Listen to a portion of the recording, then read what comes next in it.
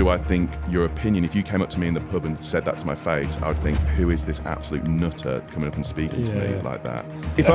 And I'm being serious here, if I could say, no bait boats, no drones, no echo sounders in carp fishing.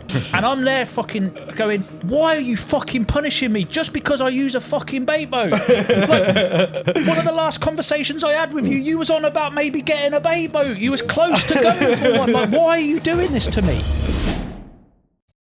Guys, a big warm welcome back to the Always Carp Fishing podcast. We have a great episode lined up for you. In the studio, I am joined by Scotty Day, Lewis Porter, Harry Charrington, and we have European hopping angler himself, Henry Lennon. We get into Henry's time in the trade, his time at Nash, his leap of faith to become a full-time YouTuber, and of course, a great story involving Samir and catching Spain's biggest carp. Stay tuned as well, because we've got an epic competition where you can win yourself a load of Fox goodies. Enjoy. Obviously, the big carp road trip, the Yateley film as well was really cool. And like I say, as Harry said, you watched it? Yeah. Good, wasn't it? Yeah, it was good. I enjoyed it. It really did. Yeah, the Yateley one was really cool. Enjoyed that. Yeah, I've got really good feedback for that one. Yeah. Because I don't normally do that sort of fishing. Do want to break it to you though. You were just catching simmos. I know. This one's got some... I wonder how old it is. It's got some stories to tell, yeah. It's about 18 years old. To be fair, those ones that were in the Pads Lake, they did just look like them anyway. Yeah. That's what I always think about Yateley. People go, proper British carp. I go, they do just look like OG Was it Jumbo? Was it Jumbo in Yateley? Yeah, that was literally a Simo. Like Basil was obviously a really, really nice one. But then Heather the leather, obviously it's a leather, but it's still... leather. Yeah, Arthur's just a big... Just like a ring's-edge shanty leather that Heather was. Yeah. But you know what it's the like with these dustbin was videos. cooler than Heather was. Oh, definitely. Yeah, definitely. But you got to put a bevy on all these stories and you got to play up to it. I can't believe I'm here at Yateley. Sell it a little bit. Yeah, I got berated when we did that one at Yateley Swan Lake. Oh, right. And it was that's not real Yateley. Yeah. That really upset them. It was Swan Valley, that's the one. Oh, right, Isn't it? Yeah, it's in Yateley. But it's not Yateley. It's not proper Yateley. It's not the Yateley complex, even though it's like Sandhurst. But go Tri Lakes, which is like literally a fence away, and then that's still not Yateley. It's mad, isn't it? You go down that road, like it's all built up, and then you go down that road, which is like a countryside, and then it's just gravel pit. You've got what's that club one that done a couple of 50s as well next to the north? Can't remember what it was called now. No, I can't remember. You're right, Dean. You look flustered. No, I'm okay, mate. I'm sure. Like we've started too soon. Pressure's getting to you, isn't it, Dean? No, if I was pressure, always gets He's to me. flapping. Pressure always gets to me. Right. He's like sitting at the edge of the pool and I was like lifeguard chairs that like up there. I had enough of pools, mate. I tell you, I had enough of them things. I got a proper nasty ear infection when I was on holiday. From the pool. Horrible. Like, absolutely. It gets started. It started, and I was like, you ignore it, be all right. And I was out there with my missus, mum and dad. We were meeting them for dinner each night. That's quite handy if you can't hear if you're out with you. Yeah, it was right handy. It's getting worse. Got to a point then where I was like, if it goes up a notch now, I'm literally going to start screaming. So the missus was like, right, ring the, you need to go to the hospital. So Screaming's not going to help, is it? went to the hospital, got an Uber at like midnight to the hospital, get in there. This woman on the front desk looked like the Spanish version of Mrs. Trunchbull. She was absolutely horrible, like proper rodent face, and like obviously just hates. Oh no, honestly, mate, she hates. You could just tell she just hated the English. So I walked in, and she was like threw these things at me, all in Spanish. So I was like, listen, I need help. My head is going to blow up. I'm in so much pain. Please help me. And she's like, fill it in. I was like, so I filled it in. Go and wait in there. So I'm sitting in this waiting room. There must be like 30 people. It's midnight. I'm there going, pounding my head, going, this is on. But it started to spread into my jaw. Next minute, my guts go boom. I'm like, no. And I'm like, fucking hell, I need the shits now. It was great. So I've bowled into the toilet, and because my head is hurting so much, I could hear people in the toilet. So as basically the fucking whole of Spain fell out of me, I let out like a yelp because of my head. So it was just like, like that. So I heard people laughing. I'm just like, this is hungry so bad. I clean myself up, go back into the waiting room. Bad. You had to clean yourself up. Mate, I was so bad. I went back into the waiting room like this. Next minute, this big doctor comes. He was like, you. I'm like, he's like, come here. I'm like, clean this mess up. Is that what caused it? Have you done this shit? You had come here. Oh no. Yeah, I was like, thank God. What were you doing? I'm being seen. One of them He's like, holidays. he was like, I was like, I'm being seen. This is quick. And he was like, we have called you 4 times and you haven't come. And I'm like, oh, mate, I've been for a poo. I said, I was in there, mate. I am so ill. I said, my stomach, my head. I just need help. He's like, you sit out there. Next time you go in, I was like, I promise I will. Sit back down. I'm like, oh my God, this is horrendous. Get called in, go in. Another this big Spanish matron waiting. She was like, yeah, you're gonna have this. There's no tablets here. Go to the pharmacy in the morning. I was like, I ain't leaving here without something. You've got to help me. She goes, well, we can do a needle in your ass. I was like, I'll do anything. She was like, yeah, go round there. Honestly, I walked round. There must have been the prettiest 25-year-old Spanish nurse I've ever seen. And now I've got to pull my pants down and I've just had the shit of my life a minute ago. And I'm like, oh my God, no. She's like, turn around. I was like, do I say something or not? I was like, fucking hell. Bearing in mind, I've been in the same boxes now for about 24 hours as well. So, and it was hot and it was it was just like, get me out of here. I was like, she wearing a face mask? No, I don't think she was. When you turned back around, was she there? Just all she had is this thing in her hand, looked like a knitting needle. It was that big. And yes, and she said to me, she goes, this is the first time I jab an English ass. I was like, oh, cool. Probably be your last as well. So yeah, then I walked out, literally hobbling, because like your whole leg goes numb, and walked out. And as I come out of the front of the hospital, 2 cop cars pulled up and they'd arrested somebody. He was in handcuffs with all blood coming out of his head, and they were like pushing him into the hospital. And I was just like, what a holiday. Get me home. So yeah, I've only how long did it take to actually sort you out? The jab. The jab, I reckon, within an hour. The pain. Oh, that's right. Yeah, that's a good jab. Within an hour, it was like I was just floating. And then I remember waking up. Went Uber back to the hotel. Heroin for you, that. Yeah. Hell of a drug. Yeah. He remembers waking up several hours later with a particular ache in his arse. Honestly, I woke up and the pillow, it looked like Shrek had sneezed on it. It was just literally just green and yellow that just fell out of my ear. Oh, it was minging. Beautiful. He's still with your missus? I think so. It's horrible, isn't it? When you can feel it coming down the side of your face. I had it when I came back from surfing, and I was on a stag do, and same to the thing where you go, it's fine. It got just to the point where it's so bad. I had to bail on the stag do to go to get stuff from the hospital and then come back. I got absolutely rinsed through it, but there's nothing you can do, is it? No, it's horrible. And it's horrible being ill on holiday as well, isn't it? Nothing worse. And it's like, well, that was 5 days ago now, and I've only just started hearing again out of the sea. Yeah, so. Is that all recorded? Yeah. Good. So, yeah. Guys, who's been fishing? Let's get off this. Who's actually been fishing? It's been May. Everyone's been at some point. There's been a lot of fish going out.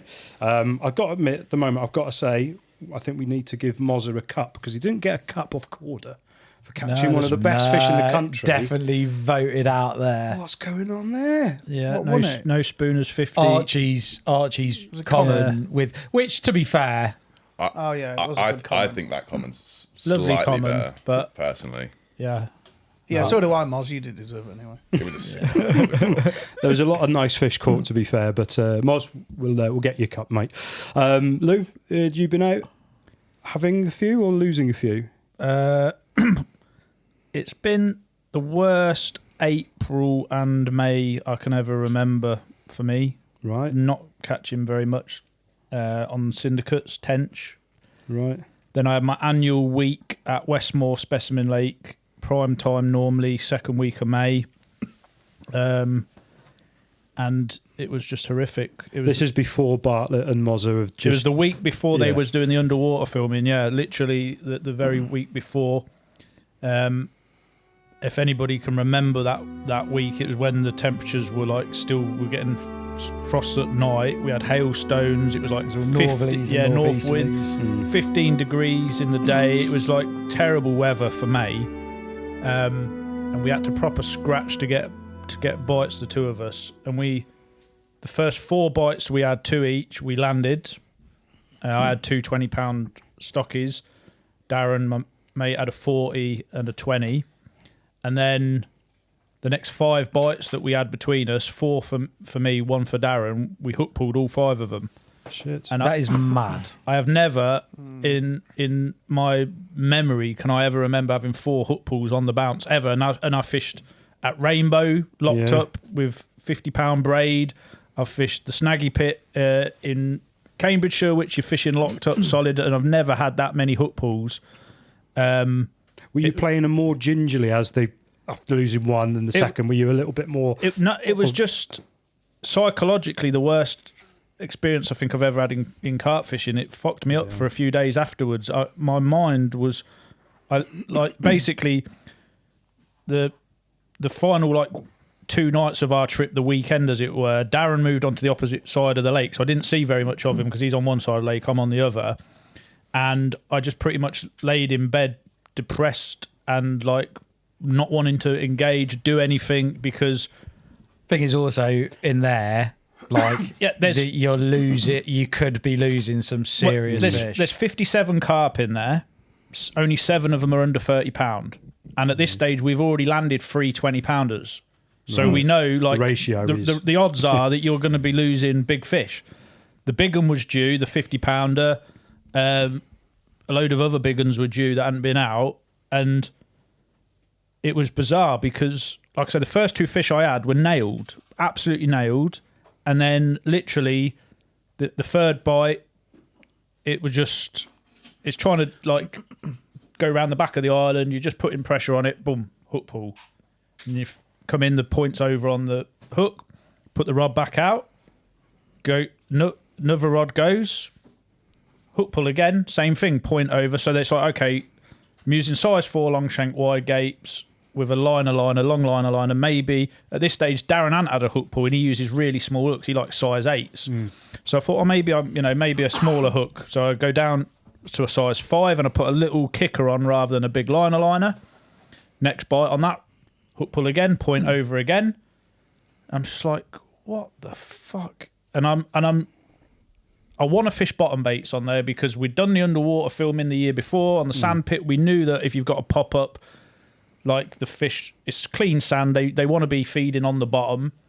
The year before, I had everything I hooked. I landed with bottom baits. It's exactly the same rig. Yeah, the same rig. And I'm just looking at my tackle box, just thinking, what can I do to try and stop this? So then I swapped the hook pattern over to a medium curve, no kicker, just like an old school curved hook with a bottom bait. Simon Crow style. Pretty much, yeah. Not the snot. Put that rod out. Did you not have any trebles? No. That rod goes. I picked it up. I play it all 3 of the hook pulls to this stage were off within 30 seconds. Right, fucking hell. This one I've had it on for about a minute, 90 seconds, and I'm thinking, okay, I've changed the hook pattern. We're all cool here. And then it just goes on a bionic run out of nowhere, to try and get round the island. I'm clamping down on it, thinking I'm going to lose it. I know I'm going to lose it. I've lost 3. My confidence is shot. I'm starting to pump it back, but the angle it's going at, the line is going through a coot's nest that's on the end of the island. Shit. And I can't get any more to the right because there's trees to stop you weight. You can't weight down to get a better angle. You've got no choice but just to hope that it will kite back.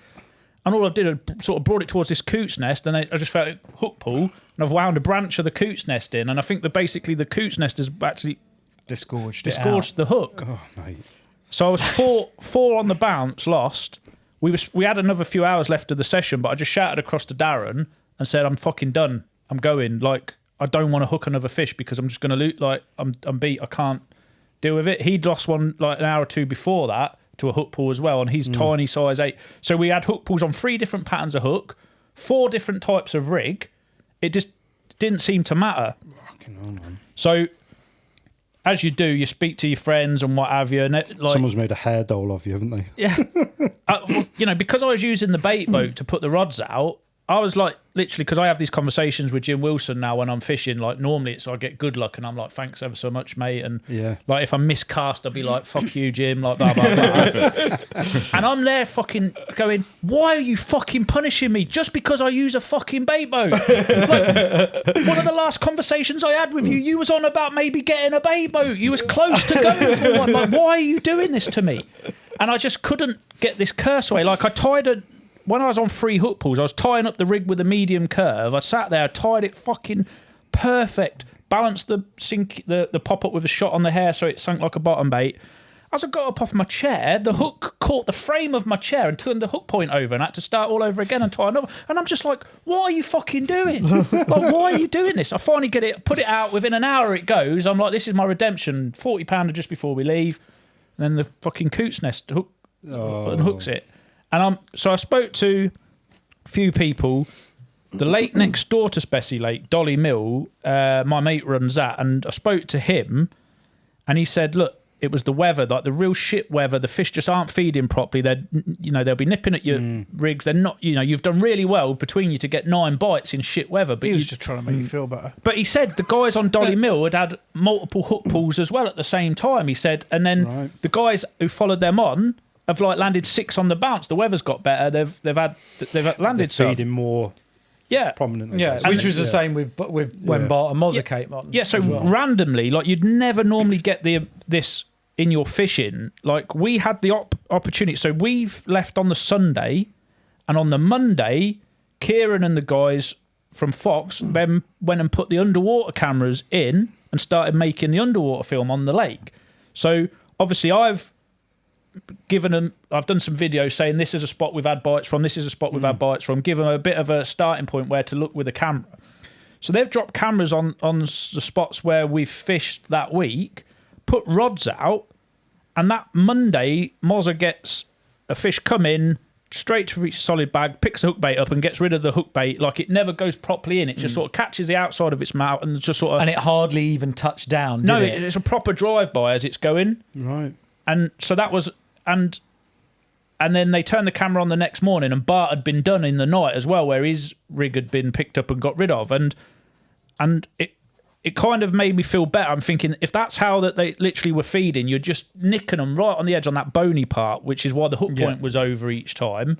And you just weren't getting good hook holds. And then on their session, the pressure, we got a nice low pressure come in. The conditions got nice and warm for that lake, which it responds to the warmth.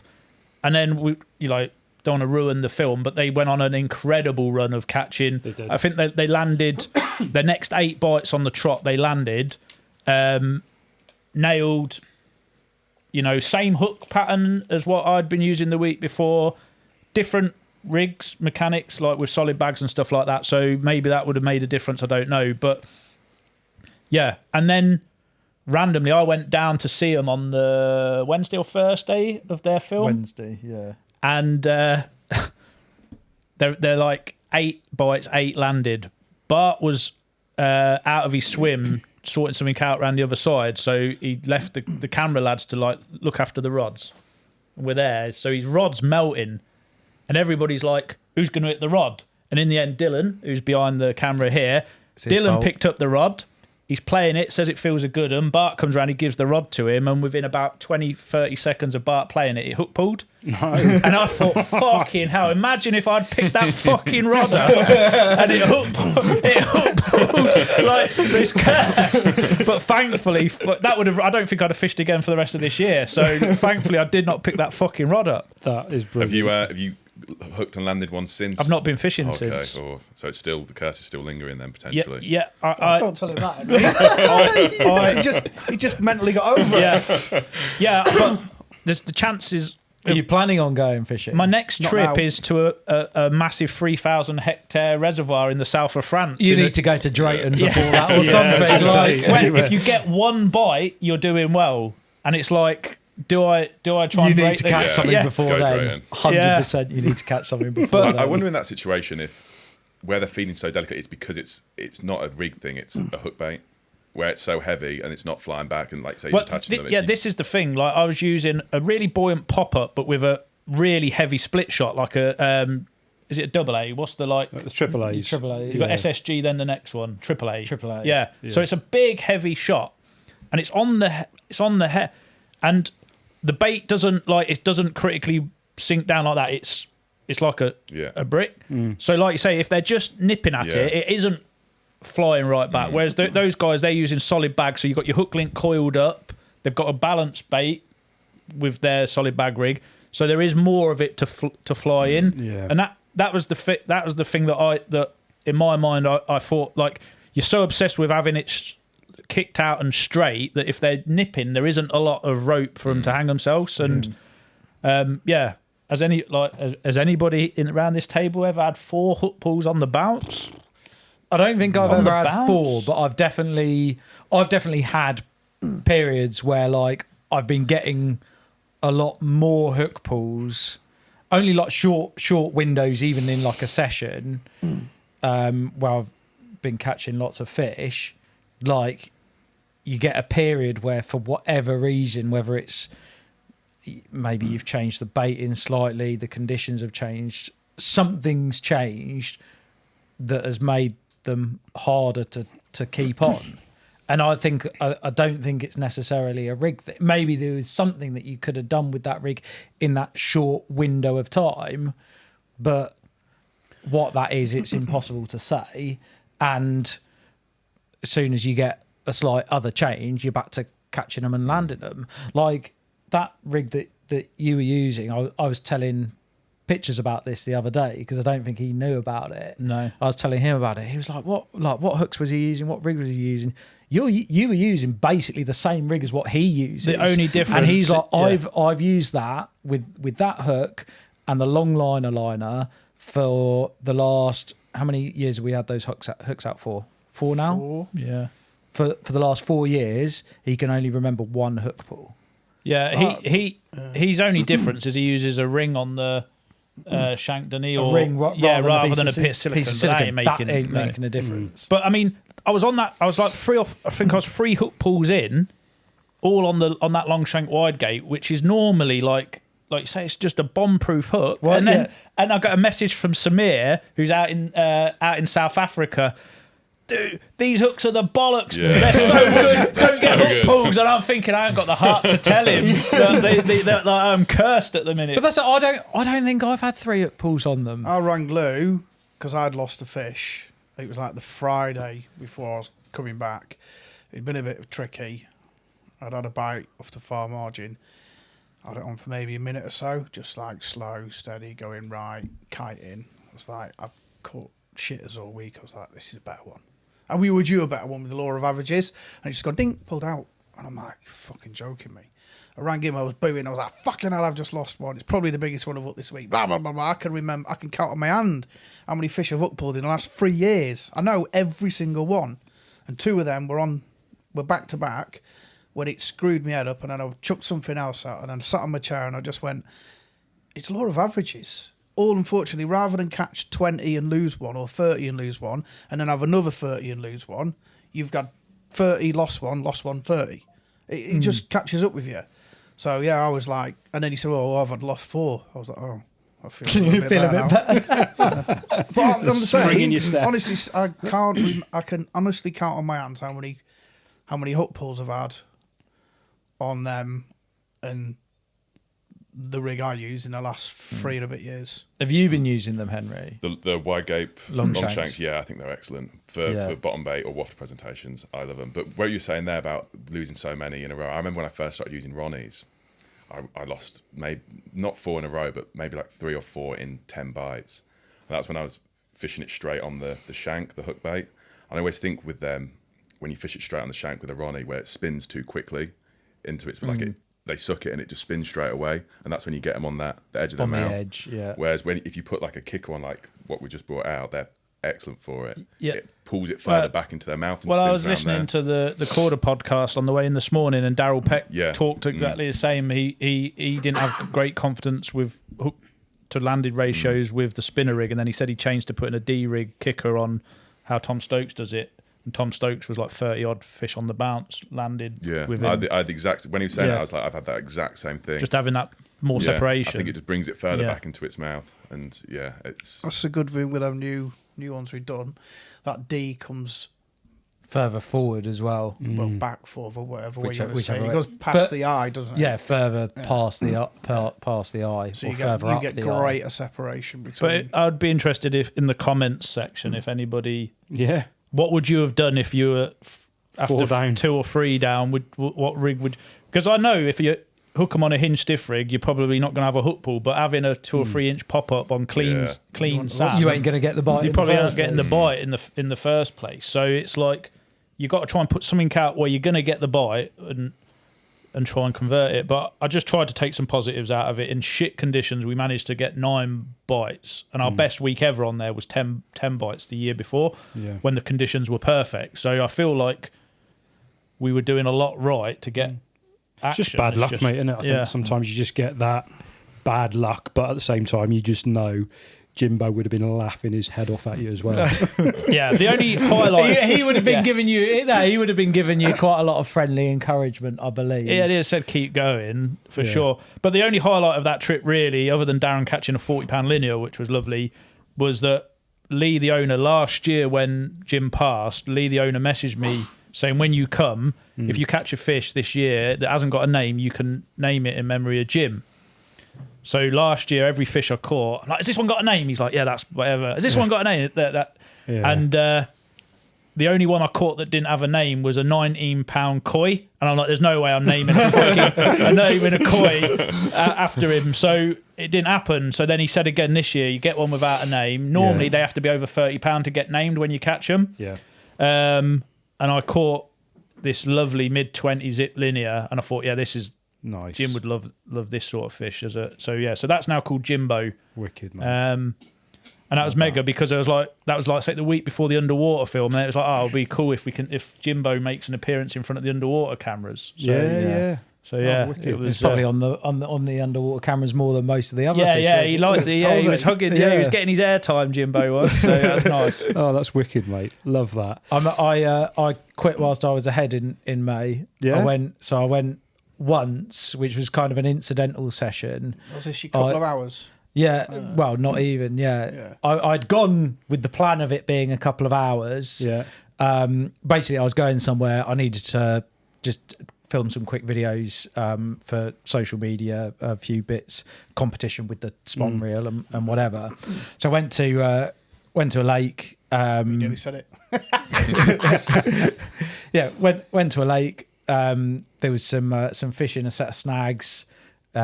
Literally got a yellow pop up. Oh, yellow? Yeah, because it was a single. Okay. I was like, I'll just stick a yellow one on. H is off the pink. Wow. Yeah, only for singles. You never catch on a yellow. Yeah. Anyway, put a yellow pop up on a hinge.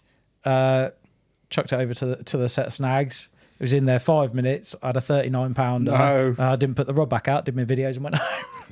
Nice. So, You have to take his word for it though, Dean, because it's a publicity ban venue and you can't show the picture. So he claims. Yeah, we could do an artist illustration. We've done it in the past. We'll put one up now. Fair play, mate. In and out. Nice. Henry, I know you've had an absolutely boatload of fish this spring, so we'll get into the ins and outs of what you do, how you do it, and all the rest of it now. But before we do that, speaking of fish, our syndicate members have been battering it lately, to the point where I think May's Fish of the Month was the most I've ever seen entries. I think we had over 45 entries this month. And just trying to narrow it down was unbelievable. But we'll start with this insane looking common that our good friend over in Slovenia caught. And I hope I can pronounce your name correctly. Christian Siganak, I think is how you pronounce his name, Siganak, who's caught this amazing looking common. We've all seen it. Just a few words from you guys. What you think? Have you seen this, Henry? I don't think I've seen it, known it was Fish of the Week, but I hold on. recently sent a ridiculous comment from Slovenia to my friend Gasper. Oh, Yeah, it'll be that. Probably that one. From Bear Lake, is it? Is that where it's from? I don't know I where think it's from Bear from. Lake. I sent one to my friend Gasper and said, this is ridiculous. That one. Yeah, exactly that Yeah. one. I sent Yeah. that to him and said, where is that from? It's from this. I fished that lake before. That is the best looking fish I've seen from there. That's ridiculous. That carp. Unreal. Yeah. One of the best looking commons I've ever seen. Yeah, definitely. And how big was it? 61 pounds. 61 That's pounds. That's Yeah. mental. That was an easy one to vote for. It was. I mean, it was an easy one to vote for, but there were some mega fish. proper Yeah. fish. There's some lovely, look lovely at fish that were these. entered. So obviously we have split it for the under 18s as well. The youngsters have been absolutely smashing it as well. There's a few, if you're watching this on YouTube, I know people are listening on the Apple Podcasts and whatever, but our youngsters have been doing very well. And the winner is this lad here, Jensen Ford, with a mega looking mirror there. So well done to Jensen. Well done to Christian. Common. and it was the common that Jensen had. You did You just said a mirror. Did I say mirror? So You it's did. a common that Jensen Ford had. Dean, do you need help? Well done, They're, Jensen. they're the ones with all those scales. Yeah, yeah. Like, lots and lots of them. Yeah, that's it. I'm getting there. So well done, guys. You'll receive £100 worth of Fox goodies heading your way. And like I say, guys, if you want to get involved and you're not a member already, head over to our syndicate page, which is our official community group. The link is in the description, and there's a QR code up on your screen now. Zap that, and that will take you straight there. Stop missing out. There is loads and loads going on. You can also, I think this is Monday, yeah. So you'll also, if you join now, you'll be up with grabbing a space on our latest social. The competition goes out next week, which is a place to win on Toll Pits, where we've got Terry Edmonds and Spurge joining us on that one. So don't miss out. Get over and join us on the syndicate. In terms of other competitions as well, bear this in mind, because what I want to do is also ask you for our podcast competition is, what is Henry's favourite Bankside food, and what is your favourite Bankside mood? Put your answers below, but obviously you'll have to wait to the end of the podcast to find out what Henry's favourite food is. So stay tuned until the end. After that, we're going to get into your spring, mate, and everything else. But before we do that, I just wanted to... There's a lot of people watching this who follow you. You've got a lot of followers. You've got young anglers trying to get into the trade, trying to do what you do. I just want to know, how did it all start for you in terms of getting into the European adventure, coming out of your normal 9-to-5 job and sort of living basically the dream, if you like? How did it all start? So I just finished uni. Did an economics degree, absolutely nothing to do with fishing. And I was going to spend 6 months out working and then 6 months traveling. Then halfway through that first 6 months of working, I saw a job come up at Nash for just a social media assistant, quite like a entry-level role. And I applied for it and went down for an interview and got the job. And that was kind of just the foot in the door, really. And then from there... What sort of year would this be now, then? This would have been... When would I finish uni? 2018, something like that. Okay. I think... Oh, no, I started 1st of Jan 2019. So that's, 7 years ago. Just literally before COVID sort of kicked, I suppose, wasn't it? Yeah. Yeah, maybe a year or two before COVID. Right. And... Yeah, it just... I think a lot of people, they if they want to get a job in the fishing industry, that you can't just go in straight away as being someone who's being filmed all the time or these big roles. I think if you get a foot in the door type job, then you can build it from there. And that's kind of what I did. I started working with Nash, just working the marketing side of things, nothing in front of camera, no fishing involved whatsoever. And then further down the line, there was a few times where basically there was no one in the office to film certain bits of content, and they'd sort of put me forward just to film these little bits of content. Went on a few fishing filming trips with them, and then it just sort of snowballed from there. Was that the red robe incident? That was one of my first things. And it's just things like that where it's like, who's stupid enough to agree to do this? You put your hand up and volunteer. I think if you get opportunities like that, you kind of got to take them, haven't you? 100%. Yeah, and definitely.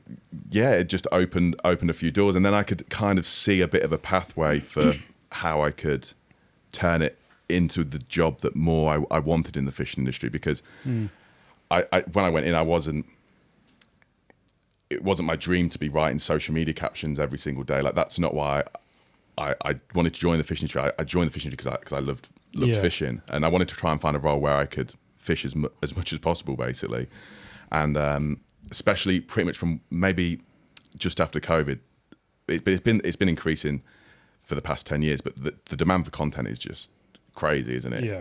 And I guess when you started, there probably wouldn't have really been what you're doing now. There probably wouldn't have really been that. And I always say this, it's only in the past 3-4 years you can kind of do what my job is now, because, like you say, the demand's not been there. Before, being a full-time fisherman, that didn't really exist at all. There's a few people who did it, but they would go out with a videography team, or even they're just submitting things to the magazines. I mean, think of Terry Hearn. He's probably been the longest term full-time carp angler, and he's literally just going out fishing. I think today the job of just going fishing, it's not a job. No. And that's what I said to people when they go, your job looks amazing, just go fishing. It's like, yeah, there's a lot of fishing involved, but my job isn't fishing. My job's creating content. And yeah, it was.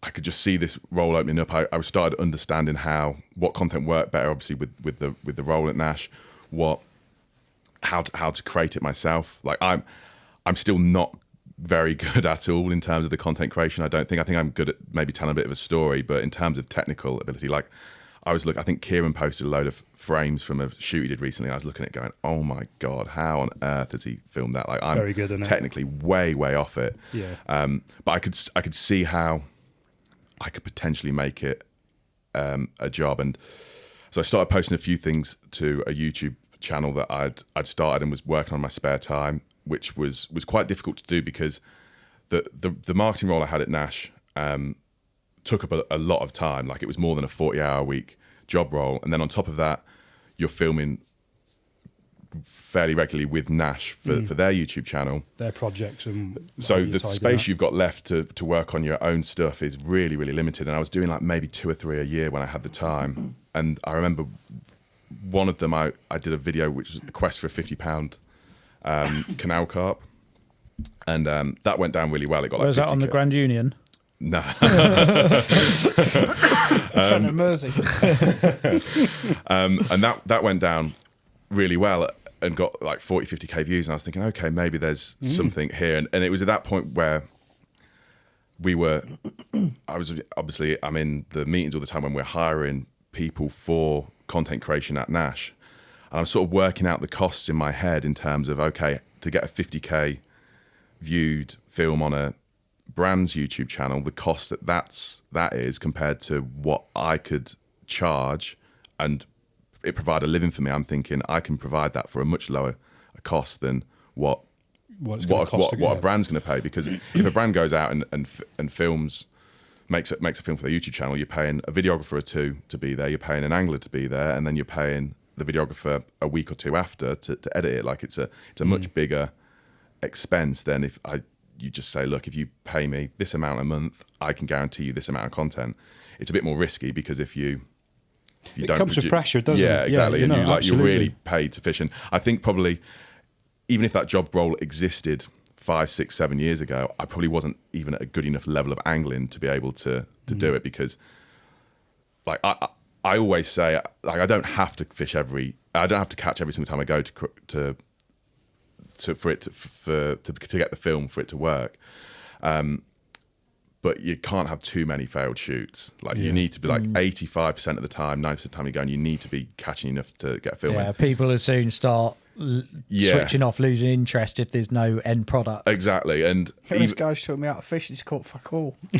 yeah, exactly. Is that, isn't it? And I think there is a bit of a opportunity now for some content creators, maybe not on YouTube, but on other platforms where they're not actually catching too many fish. And Yes. And I'm a bit surprised by it. I think if you're in that position, like you say, where you're educating people on how to catch carp, you need to have a level of ability to do it yourself, I think, consistently. But yeah, I think probably at that, when I first started joining for Nash, I wouldn't have been at that level where I felt confident enough to do it. But then since then as well, the demand for content's is increased massively. The number of views that brands get on their channel as well, as I'm sure everyone can see, is not what it was 5, 6, 7 years ago as well. So the expense to get these videos that are getting this exposure is increasing as well for the brand. So that this job opportunity, this job role, it's definitely opened up in the past 3, 4 years, and I could kind of see it opening up with the role I had at Nash. I was working on things by myself in terms of the content creation was starting to get at a level where it was acceptable standard. Yeah. And that was pretty, and then it pretty much snowballed from there, basically. Right. So at what point did you think, right, that I'm going to go it alone now? Would you that conversation you had with, I'm guessing, was it Alan at the time and Kev, to say, I'm staying with you, but It was more Alan and Dan Yeomans, and it was... I knew I could do it. Like I said, I thought I could do it after that Quest for a Canal 50 video I did. I knew I could do it after I did a film called Unknowns from the Unknown, where I was poaching this trout res up in the Midlands. And that one went down really well. And basically, I realised then I could definitely do it, because I'd never had as many messages. I do apologise. Schoolboy error. That's a yellow card. Husey, Rob Hughes of all I people. should have answered it. Oi, Husey. I do apologise, Henry. That's Sorry. all right. I realised It was when you said poaching. Tim, That was yeah, my I alarm was to gonna go off. Guested. I'd never had as many messages personally from people saying that they enjoyed the film. Like I'd been in a number of films with Nash at that point, and you get a reaction and you get messages. But that film, even though it maybe did like 40, 50K, and I've been in films with much more, the number of messages I got from people saying they really enjoyed it, I was like, okay. Gamekeepers. Yeah. Off my head. EA saying we'd like If I to speak see to you again. But on that, actually, it did actually lead to a syndicate being formed on that venue, Yes. didn't it? So you actually did Benefit help carp fishing. the carp Yes. anglers in that that's area. how I'll spin it. Yeah. How inspiring is that? You know, when you get these messages, they are inspiring to make you do more and do better. It's created a lifestyle for myself that I could have only dreamed about as a kid. Like that positivity, I think people underestimate how much of an effect it has. Like sometimes I post a video and I'm unsure of how well it's going to go down, and then you see some lovely comments and you think, okay, like you say, I'm glad I did that, and it makes you want to go out and do it more and put more effort in and make it better for your audience. Equally, sometimes the negative comments can knock you down. They're always just as there, and much. that's the thing. I think we need to touch on that as much as, you know, if there's guys out there starting their own YouTube channel. Unfortunately, we live in a world where there is trolls, and there are some arseholes who like to, you know, throw stones at you or whatever, do what they can do. Bird says she was jabbing you. That's Yeah, absolutely. There's some arseholes, but I've never seen one like that. Or smell like that.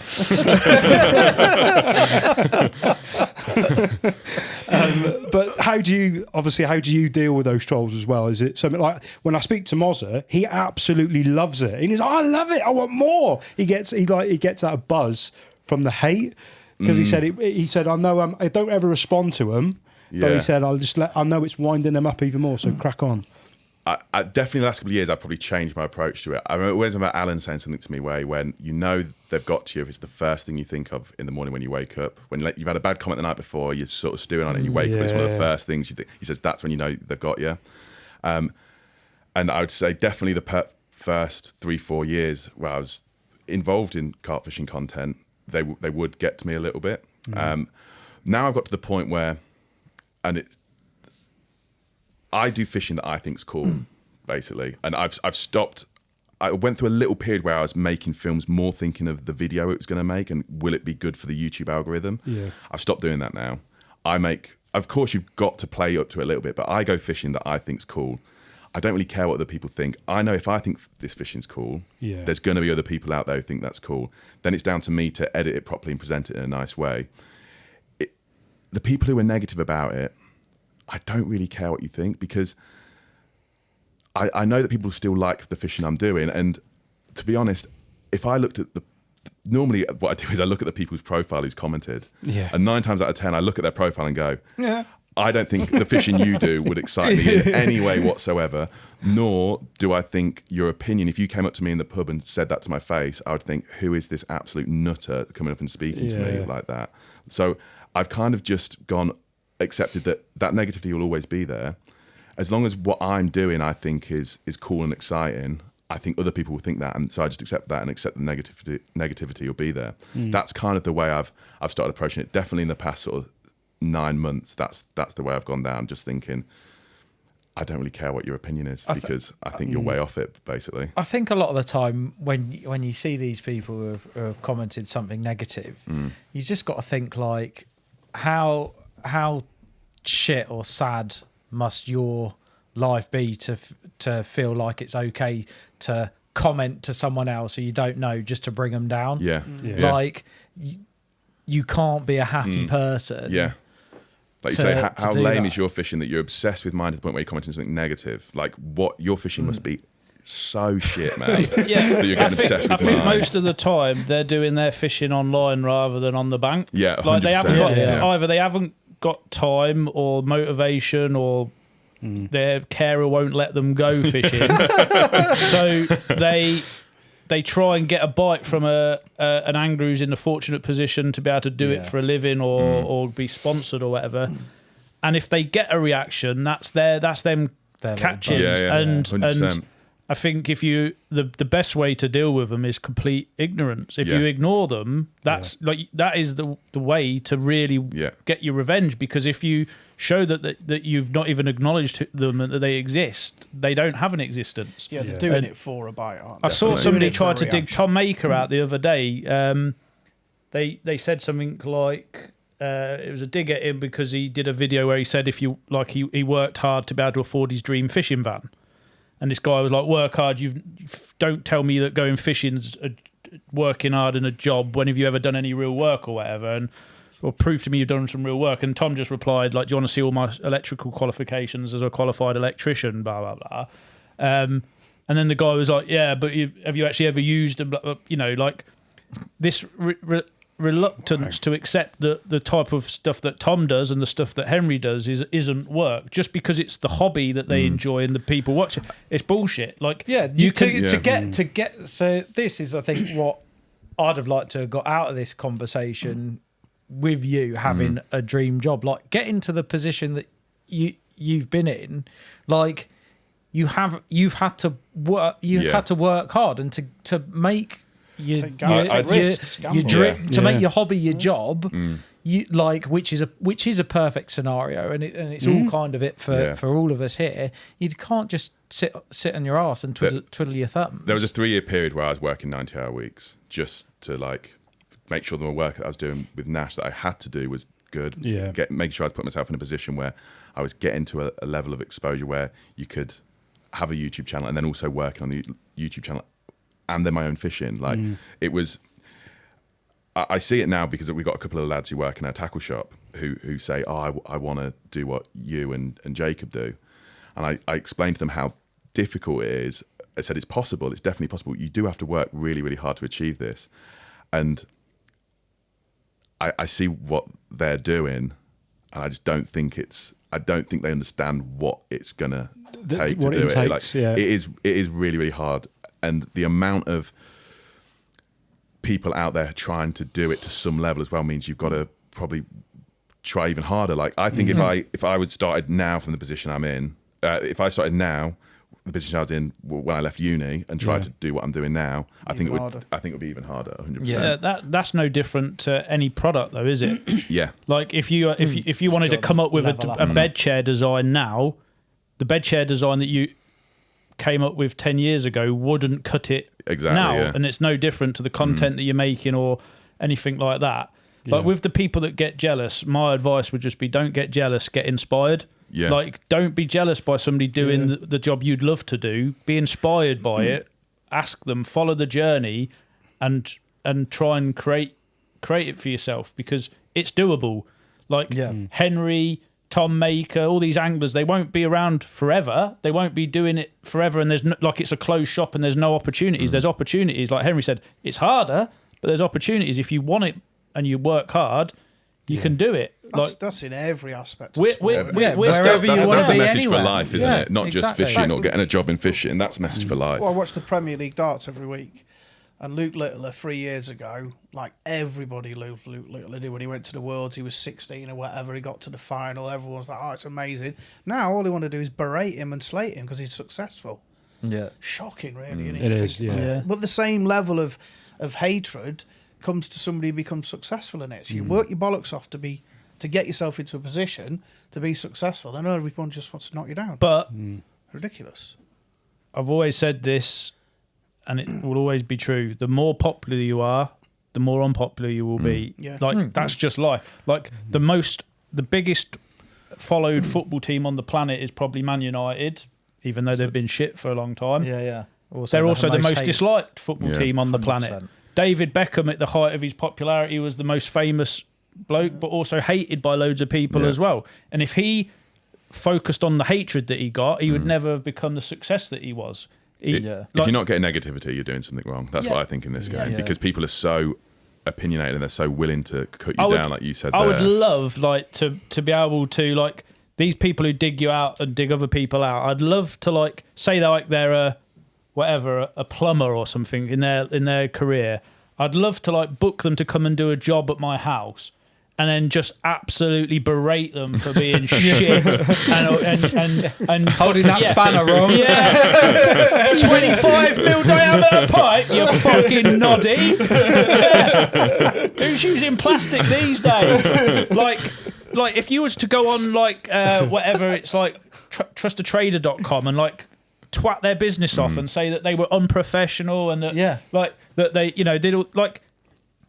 they'd feel properly upset and sad. They'd be like, I've got bills to pay, I've got a mortgage, I've got kids and that. And you think these people that you're digging out exactly the same. I would just Everybody's just trying to with put food on the table. Yeah. That's what I think sometimes. Get like 3 or 4, invite them to go fishing, and absolutely spank them, and then go, I thought I was shit. What's gone on with you lot? You're not caught anything. Yeah, that's risky. That's risky. Yeah, till they smack me up. They destroy me. Give us your tools, lad. You take my job. Yeah. We'll swap. No, we did. We had a guy. This was 6 or 7 years ago. Who was proper giving Tom Maker some stuff on a YouTube video, and I was commenting back to him, and I basically gave him Offered him out? I offered him out. I gave him a time and a place that I'd sorted out with Tom to go fishing together, and he went totally quiet. There you go. But like I said, you failed because you acknowledged him. And that was that was at the time, that's more of like a protective thing for protecting Tom rather than like, he's one of, and I do it for all of our consultants, like they're our consultants, and I like to try and protect them. Yeah, Harry's got me. He's got your back. Ah, He'll come and do fish it, for you when you take him. Just make sure it's a pairs match when you take them on and get him in. You'll be right. But like you say, mate, like when you're doing the content and that, and I think it's the level of commitment and the work rate to create the films as well. It's not just go fishing or whatever. I know how much effort you put in to the getting up, to the baiting, to moving. And I had a conversation with Samir about it. He's due on the podcast later this year as well. And he said, there's not many people who can do what I do. And he said, the only person I know who can do what I do is Henry. Cheers, Samir. Do you know what I mean? Yeah. So I know what he said. He said, because I know if I've got to get up at 3 a.m. because they're crashing, down the 200 yards down the other lake, Henry will be up with me and we'll move. It's hard enough to do that in angling. Never mind do it, film it. I think that's what I always say. You've got to film doing that. Yeah. It's not just you doing it. You've got to get the lights on, put the camera, get everything, get mic'd up. And it's all that. And then it's not just... you've got to put the cameras in certain areas to show you moving and double take back. Yeah. Just to move swims, the normal angler might take them 10 minutes. To film it might take an hour. I think though, Dean, probably a lot of people who watch the videos probably don't even realise that Henry or Samir or whoever they're filming themselves. Yeah. They think, oh, look at them, they've got an easy life. They've got a team of, they've got a chef, a sound engineer, 6 cameramen, a fluffer, all following them about. Like. Where was the fluffer on our recent shoot? Yeah. We know a fluffer. Dean was there. Whereas, obviously, if you go out with a brand to make a video on a brand channel, then or for typography or whatever, the chances are they're filming it and they're editing it or whatever. But when it's your own channel, it's pretty much a one-man band, isn't it? Write the theme tune, sing the theme tune. Yeah. I do think that. I think if people think it's really easy to watch a video and look at the shots and think, okay, he's had to do that, he's had to do that, he's had to do that, he's had to do that, and he's not even got to roll out at this point. And going back to what you said there, I prefer filming myself because my experience when I've been on shoots with videographers is they can't keep up. That's the problem I have with, especially the European style of fishing. It's too intense. It's too much moving, too slumming it on the bank. Like they can't keep up with it. So if that's their one job and they can't keep up with it, and I'm doing that job and fishing, like I think that shows how difficult it is.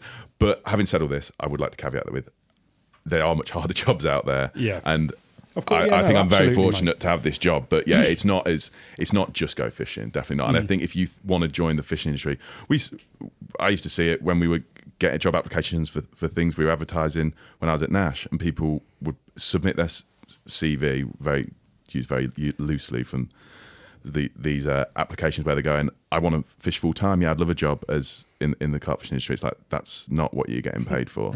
Getting paid to fish it just doesn't exist at all. Even the very best anglers, Darryl Peck, he's not paid just to fish. He's paid to create this content to some degree. But he's probably, other than Terry Hearn, the person who's most paid just to fish, and that's still not being paid just to fish. And he's like the best of the best.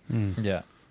Yeah. And it's still and to be in the position that he's in, Yeah, he's having he's to going through a sacrifice lot. so much time, and that, you know, it's Yeah, what did he say on the podcast? Like five weeks he was fishing in spring. He went home for 2 nights. One night, Yeah. I think it was one night in between 30 odd nights fishing to make this. Like, it's a border sacrifice. film. Yeah, it's a massive sacrifice. And like you were saying, it's possible to do this job, but you really do have to. And I think most people want go, it, "Oh, that's yeah. a sacrifice I'd be willing to make." But I think the reality of being on the bank for 30 odd nights, only seeing your kids by FaceTime, it can quickly hardly take its toll. showering, having to like be up at 4 a.m, watching the water until 10, 11 at night, getting back up there, like. Yeah, it's all that- very well and good being on the bank for 30 nights or for hour, but you've got to be on it. Fishing at a high level for 30 nights is different. He's not just sitting there and Vegging out on his sleeping, bench, yeah. sleeping and boring them out. He's fishing hard whilst doing it over a prolonged. It's almost like you've got Usain Bolt who's going to sprint 100 meters, and then you've got whoever's going to do a marathon, and like he's a marathon angler that he's got to be on it mile after mile after mile. He's doing that night after night after night after night. He's not turning up, fucking it off for 30 nights, and on his 34th night, I'll try now, and there you go, I've caught the big one. It's 34 nights of slog. And I think there's very few people who can do what these guys do. But I think it's also worth mentioning from Henry's point of view that you also own a tackle shop as well. You're not just... Yeah, so I'm running a tackle shop as well with Jacob. We obviously have a few lads working there for the day-to-day stuff. But yeah, that's another... I do like the online stuff part of it.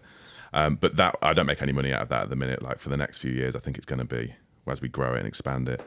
But yeah, so when I'm fishing, that is a hassle I could definitely live without. When you're fishing quite intensely, filming it, and then someone's ringing you asking, what rod should I go for? And you're on the phone trying to deal with a customer. Like it does all soon add up. But yeah, it's a lifestyle I wanted and I manufactured for myself, and with a goal of I knew what the sacrifice was going to be and what the work is, and I still really wanted it. And yeah, I'm just very fortunate to be able to because I still think there's an element of luck, even putting all that work in, to be able to get into the position where you can call it a full-time job. Yeah. Was you doing it as a full-time job whilst you were still at Nash? So I did it for a year, full-time job at Nash. So the first 2 years at Nash, it was just the marketing role. And then the next 3 years, it was a combination of marketing and being in front of camera. And each year that I did it, it was more and more in front of camera. Nash went through a big change as well, structurally. Became a bit more corporate as well. Lots of things moved around, and I was able to maybe shift myself more towards the content creation. And then my last year at Nash, I left full-time employment, went freelance on a retainer just for the content creation, and then joined you guys. Nice. Yeah, and so you've been out for a fair bit of the spring. Fished a lot this spring. How many nights have you done? I don't know how many nights I've done. How many nights haven't you done? Yeah, that's probably a That'd be better an easier question. I mean, I think since I got back, so March 1st is when I joined Fox, and I think I've been in the UK for 3 weeks of that, of which 2 weeks has been the 2 weeks just gone, and I fished for a week of it. So it's been intense, but it's spring. Like at the end of the day, my job is to make fishing films. This is the best time of year to be going. Like I'd rather just build up loads and loads of content, fishing as much as I can, so that when the weather's middle of summer and middle of winter, when it's much harder to get this content, I'd rather have it in the bag and be able to focus on editing. And so that's the approach I go for. But yeah, it's been a pretty intense spring, a lot of fishing, but I've been loving it, absolutely loving it. Just put it into context, mate, because I had a conversation with you when we were out at Blue Water. So how many months will you spend out of the UK this year? I think I'll probably spend at least at least 8 or 9, I think. There Wow. you go. So that Yeah. just puts it for people thinking. Have you of still this got a passport lifestyle. from when you lived in Switzerland? Can you get away with being in Europe for that No, long? so this is why I'm going to America for 2 months. Right, I was going It's to only say. Because you split can't up, spend 'cause all that time It's in 90 Europe. days and 180, isn't it? Yeah. So I can do my spring already done and taken care of. Then I'll go away again and go to America. So it's it's not Europe. And then when I come back, I can go to Europe again.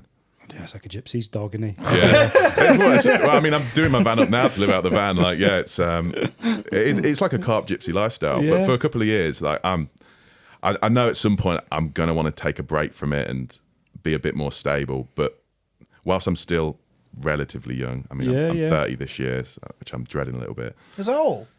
Yeah, I'm 29. Oh, yeah, I've been on the back a bit.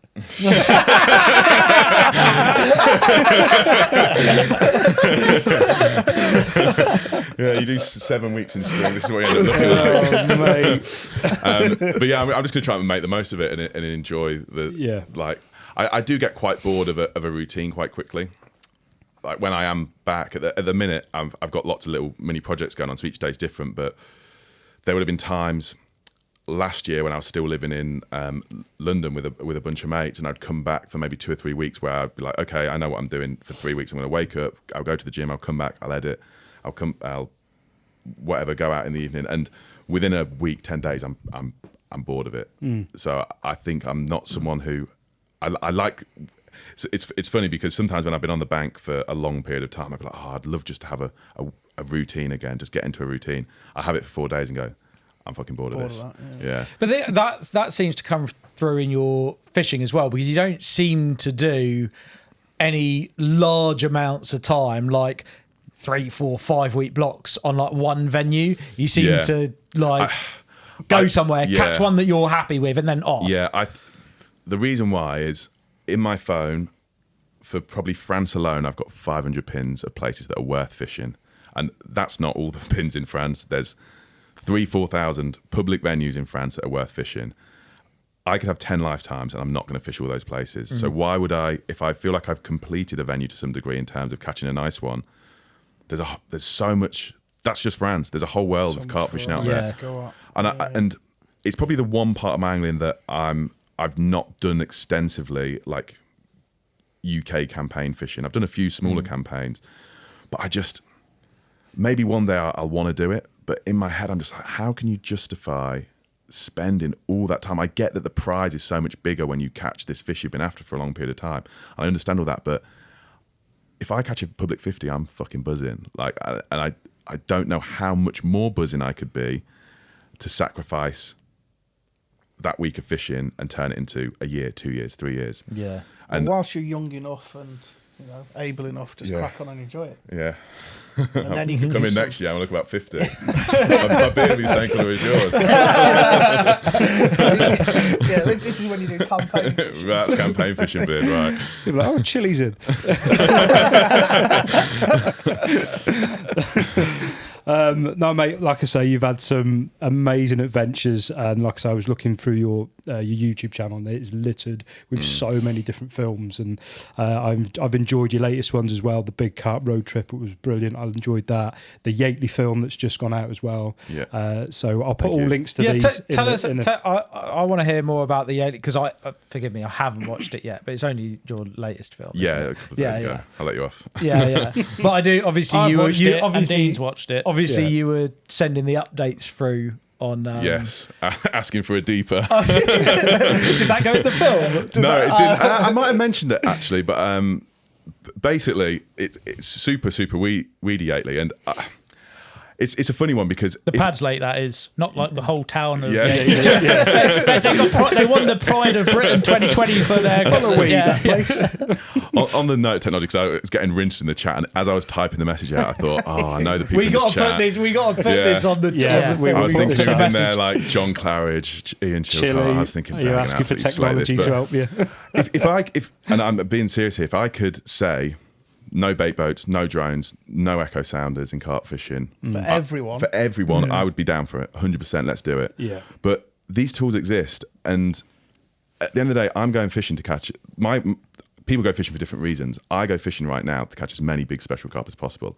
I'm going to use everything in my toolbox to do that. And if it means I've got to use a deeper, which is a fantastic tool, especially in that situation where you put it on the bushwhacker, you push it out and you wait till you find a really nice clear spot in this weed, which, what's the alternative of finding that spot?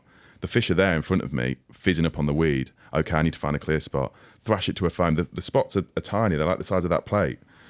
It's going to take me ages. By the time I've found it with a lead, the fish have gone. Like, so what did you end up doing? Because it didn't really matter, did it, in the end? Well, I basically just fished solid bags, which you could drop them pretty much anywhere. I was seeing where they were fizzing up and thinking, if they're fizzing up on there, it's either a clear bottom to some degree already because they're feeding on it, or it's going to be like a blanket weed. Yeah. That I don't think they're going to be feeding that really crappy weed like Pomegranate where it goes to the top, where it's a bit more of a funny one to drop a solid bag in. If it's blanket weed, you can just drop it on and it should be all right. So I thought, well, I'm here now. I've not got a deeper. They used to catch carp before deepers exist, so I'm going to give it a go.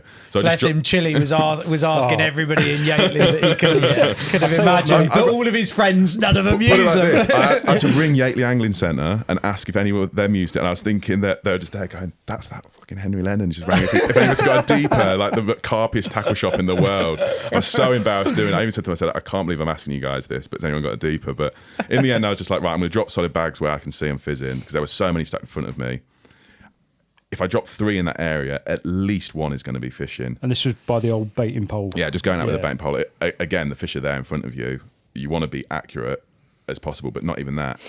A big solid bag going in, they're spooked. Yeah. And I think that's a big thing with that baiting pole that people don't realise. It's not just for fishing tight to snags, it's the silence Stealth, of it. isn't It's it? super stealthy. So yeah, that's what I did. I had a bite pretty much straight away, and then it was just pretty consistent bites for the whole session. It's amazing how one bite though can completely change your confidence. 100%. Once you've proven you didn't need the deeper and the dropping the solid on the fizz, then your whole mindset changes then, doesn't it? Because it maybe took 2 hours for the bite, and the fish was still fizzing in front of me, and I sat there like biting my nails, watching it, like, oh my god, I've done something wrong. I'm on Yateley, I've got fish in front of me. I'm not going to catch one. What an idiot! What an idiot! And then it goes, and then after that, you're like, oh sweet, I'll just keep doing that. I'll sit in the little social shelter, chill, have a few cups of teas, and it will just go again every 3-4 hours. That was good, mate. A lovely 40-pounder as well. The head on that 40-pounder, it was massive, like a dinner plate. Yeah, it was a weird shape, and I remember it was a really rubbish fight. Like some of the fights I had on there. Did you see the one at the end when I had a double take? Yes, that was ridiculous. Just straight into the middle. Didn't it? But this one, it just came straight in, and because it was a bit of a weird shape, I could tell it was a good one, but not. I didn't think it was a 40. And then when I lifted it out the water and really saw the size of it, well, when I lifted it, I was like, fucking hell, it's a bit heavier than I thought. And then, I had to weigh it a couple of times just to make sure it was definitely a 40-pounder. But yeah, it was a great session, and it's what I like about UK fishing. Most of my fishing is in Europe, definitely. But that like romantic, quintessential English atmospheric fishing, England is definitely the best for that. The only place I think comes somewhat close is Belgium and Holland, but England's on another level because their carp scene is just so special. So yeah, I really enjoyed it. Really enjoyed that. I tell you what, I think when you posted, true Swiss then, their carp scene. I'm a man of the world. That's it. Love for all. Mate, I think when you posted in our WhatsApp group, I've just caught a Yateley 40. I bet you Chili was like a proud father. Yeah. No deeper use. He was like, "Good lad." Yes, Henry, you didn't use a deeper. I bet he was. Mate, I've got a few questions from our syndicate members that they put to you, and then there's quite a few who've asked the same one. So I'll just quickly scap through these if you can answer these for us as well. Dean Marsh would like to, I think I know the answer to this, but a tip for keeping frozen bait fresh for a week in France. Get shelf life.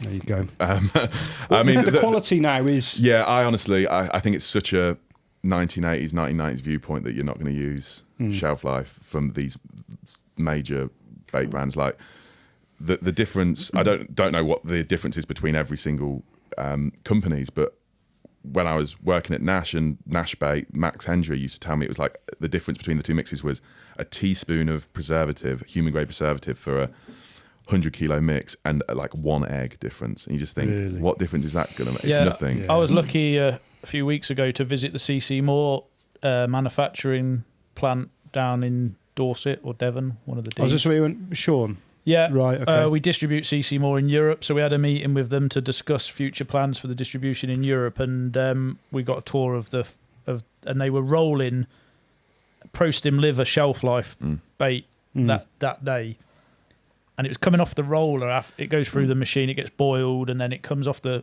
thing and goes into racks to dry. And I was like, "Is this freezer bait?" He was like, "No, that's shelf life." I was like, "Really?"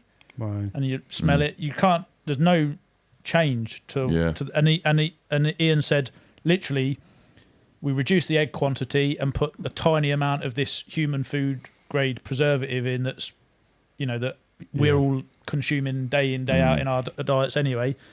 Like, they're not marbles that you can throw on the floor and they bounce above your head used to be 20 years ago. And I used the shelf life when I was at Oriana with Christoph and Samir earlier on in the year, and your confidence. You just that's what I take. You don't need freezer bait. I think though, I'm guessing he's saying that because it's a lake rule. But if you just get if it's a lake rule, if you just get one of those hard case cool boxes and put it in frozen, that will 100% last a week. Invest in It'll last a week. Invest in a really good cool box. Yeah. Make sure the cool box is cold before you put your stuff in. That works with food and with bait. But like, get some frozen bottles of water, leave it in there for a day or so before, so it's really cold, and then jam pack as much as you can get it. Pack it into smaller bags and really stack it in so there's no gaps, there's no air in there.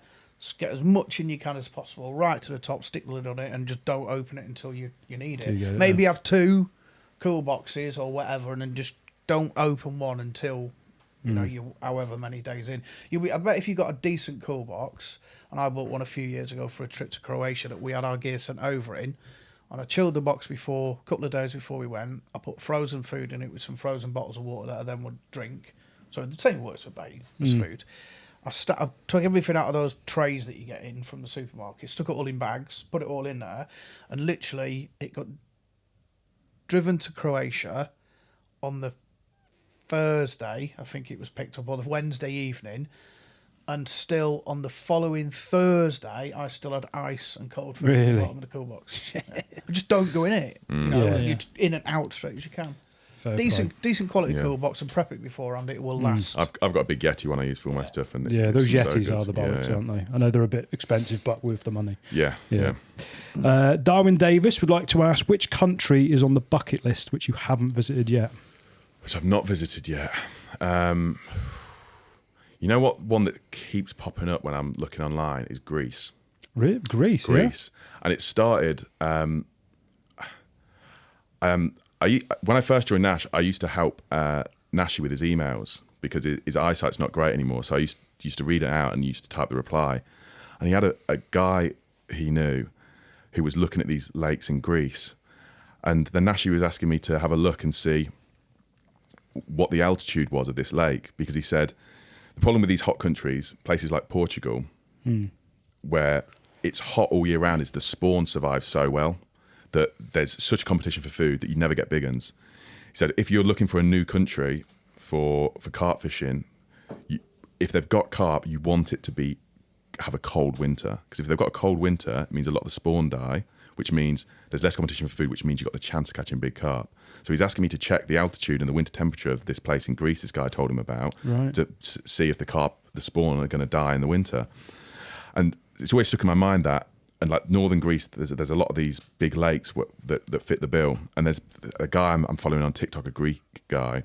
He's not caught anything big yet from what I'm watching, but he's not the most experienced carp angler. He's just started carp fishing, but I think he's had a 30, which I mean, £30 common. There's so many of them over in Europe, so it's nothing amazing. But that's a country where I don't know anyone's ever fished for carp. Really, that's Proper one that unknown, like. isn't it? I think that's just as special going to places that you've never really heard about before, and catching a £30 common from somewhere like that where they've hardly ever been caught before. And it's a bit I think it's just like as special. Similar climates to Turkey as well, isn't it? I'm sure they're the same strain. And Turkey used to have some massive fishing. I think they've had big issues in the past sort of 10, 15 years with lots of commercial fishing for the carp there. So that's why a lot of these lakes that were potentially super waters, like hitting Croatia level back in the early 2000s, they've not really lived up to the hype.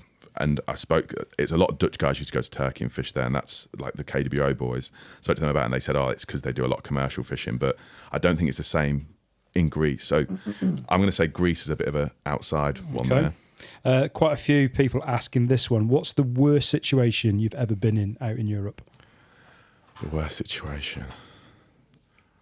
I had one which was a bit of a nightmare. To be honest, I've had a couple of slash tyres in Holland. Right. Which always makes me laugh. In Holland? Yeah, because the Dutch are they're the slyest when it comes to public water fishing. Like they take the piss more than anyone, any nationality. So I found it a bit ironic that it's the Dutch doing it. But probably the worst one I had was I wanted to fish this gravel pit in France, and I was going for Easter weekend, and I got there on the Thursday thinking it would be fully taken up, and there was a point swim where you control the whole lake. There'd been a lot of rain, and I was driving down there, and it's a bit unkept. The lake, it's just an overgrown gravel pit.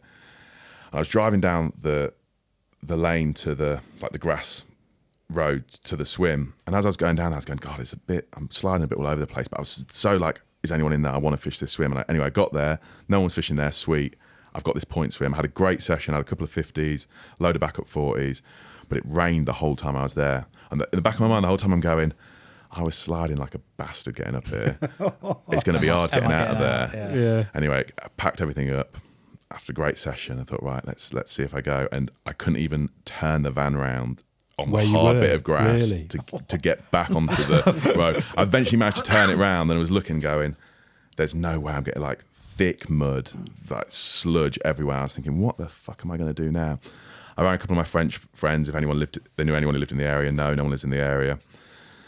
Trying to ring tow companies, thinking, God, are they even going to get down here? It was a Sunday. It was Easter Monday. So, I mean, the French don't work on the best of days. They definitely not work on Easter Monday.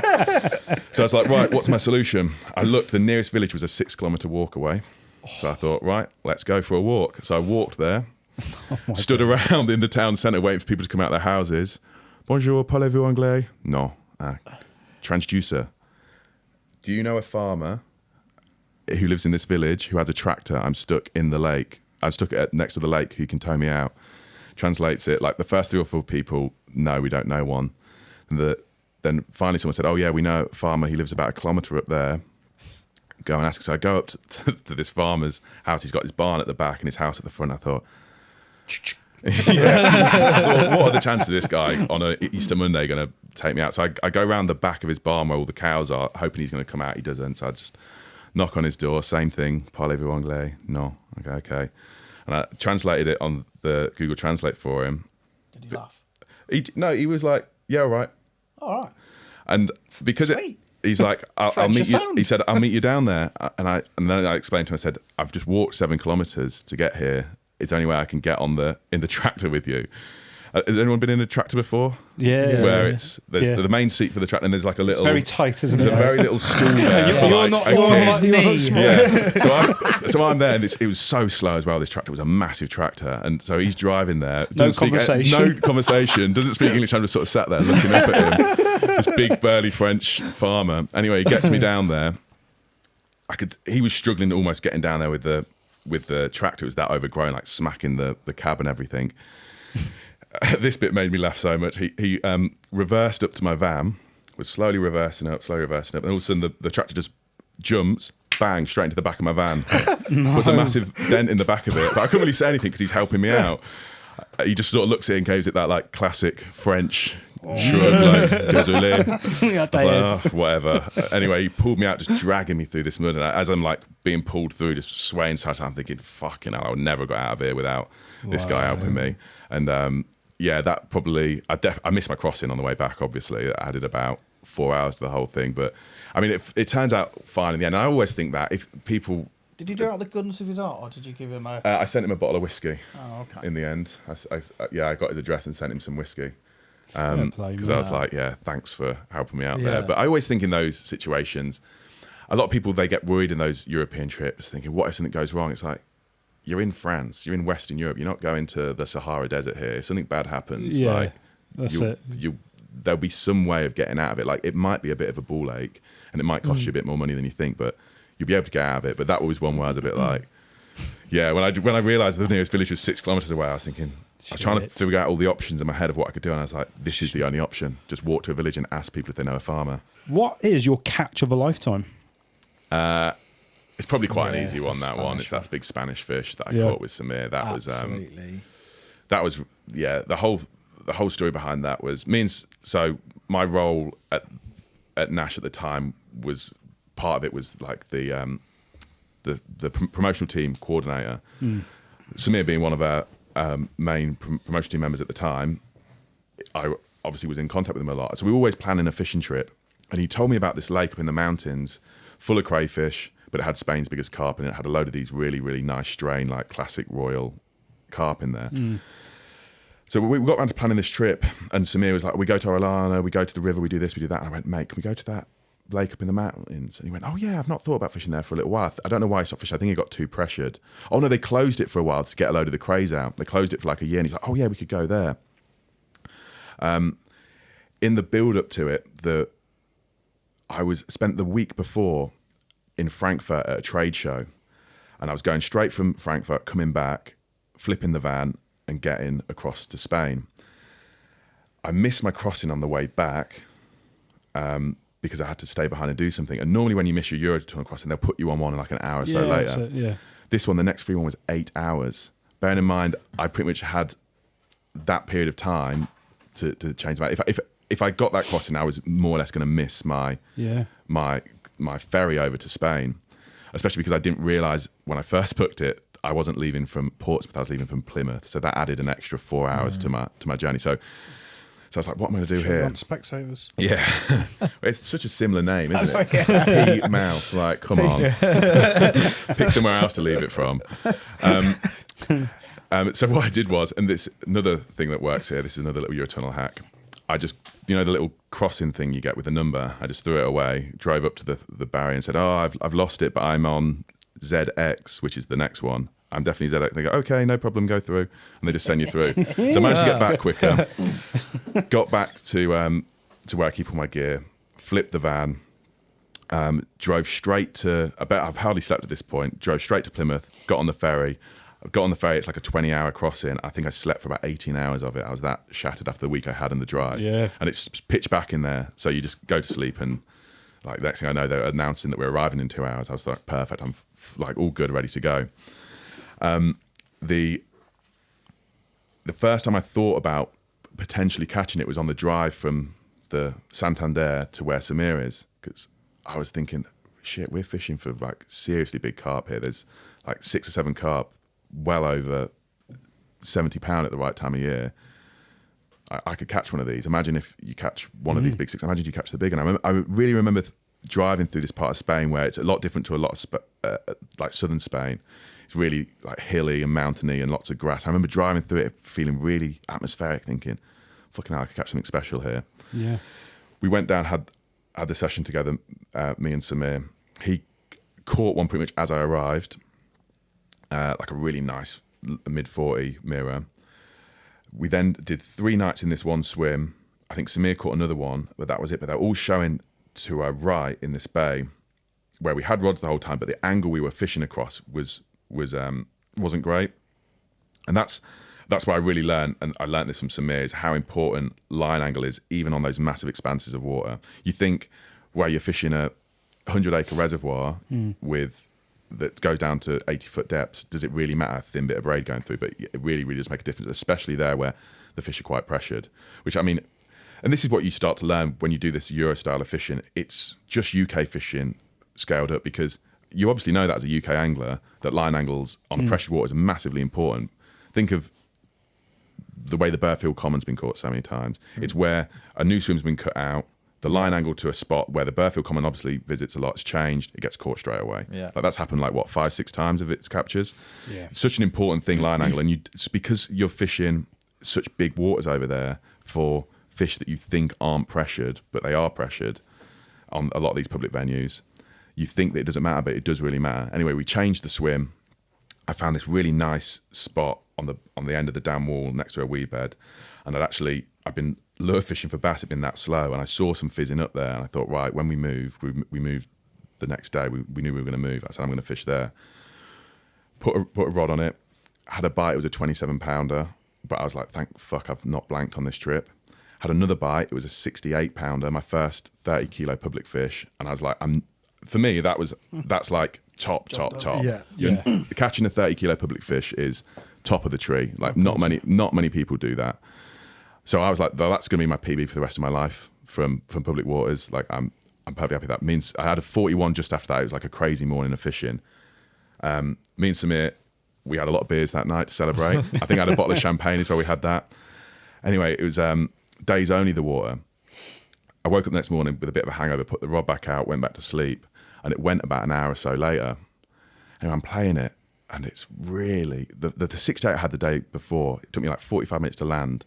And it was going on these crazy long runs. I could tell it was a big one, but this one, it took me about an hour to land, but it wasn't going on these big runs. It was like 20 yards in front of me. It would swim 20 yards to the left, and it would just stop to the point where you think it's snagged. Yeah. And it would go back the other way and do the same thing. And it just did that for about an hour. And Samir's, and the worst thing was, I remember this so clearly, is the snag leader I had on, that where it was going back and forth, the snag leader is just going in and out the tip ring, like ping, ping, ping, ping, ping. And Samir's there going, it's massive, it's going to be the big one. I'm like, shut the fuck up, Samir, shut up. And anyway, eventually it popped up, and I love when you catch a big foreign fish and their head's all wrinkly. Yeah. You know it's a big one then, because Yeah. it's so old, and especially when it's been fighting like that. Anyway, I scooped in the net. Me and Samir went mad, and it's got a really big, distinct scale on one side, and we just rolled it, and we're like, it's the fucking big one. It's the big one. And yeah, that was it. Was mad, and it's a weird one, because going back to what I said before about campaign fishing, that's not a campaign, obviously. I don't think I'll ever feel like I felt catching that fish. And although it's not a campaign, it's a lifetime of angling's built up to that. Yeah. Fishing, learning how to fish that style,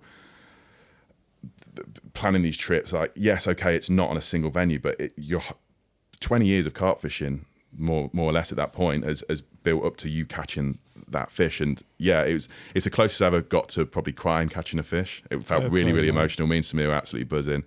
And What did that weigh? Sorry, what was 77. It was down on weight. It wasn't too long after spawning. That's a shame. Yeah. But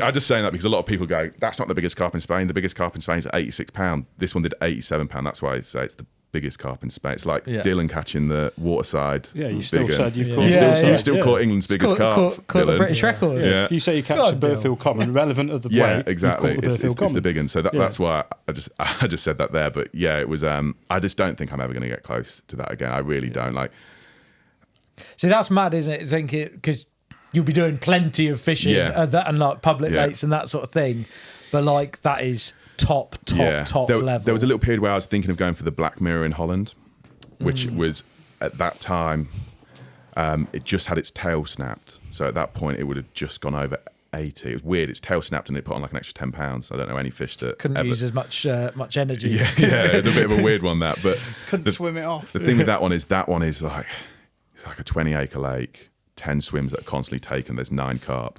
Like when Pecky caught it, he just went there for 8 weeks and caught it. And I was thinking, do I really want to sacrifice that? It's not really exactly my preferred style of fishing. That's a big commitment.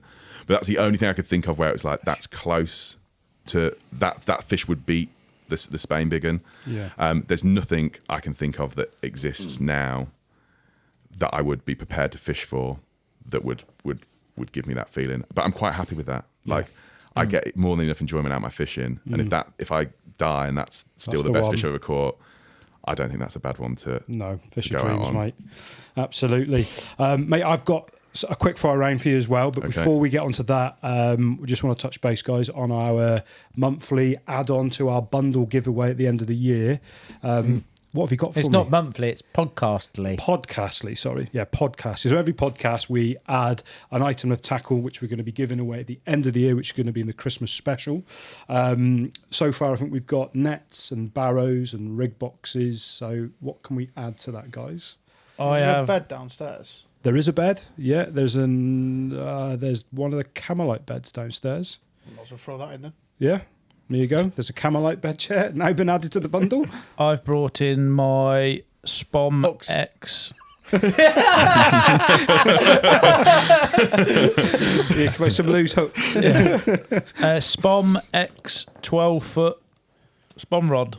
Fair play. Nice. There you go. That's Are we fantastic. supposed to are all of us bringing in something every time? Is that what it's supposed to be? Not every I thought time. it was. I thought Well, it was this is the just like, first time I've brought something in. Okay, well done. Yeah. So I've also got an Aquos case, and there's some brand new Fox sunshades in there as well, added to the bundle. So by the end of the year, I had a question for Henry before you. Oh, okay. Sorry, Lou. Yeah.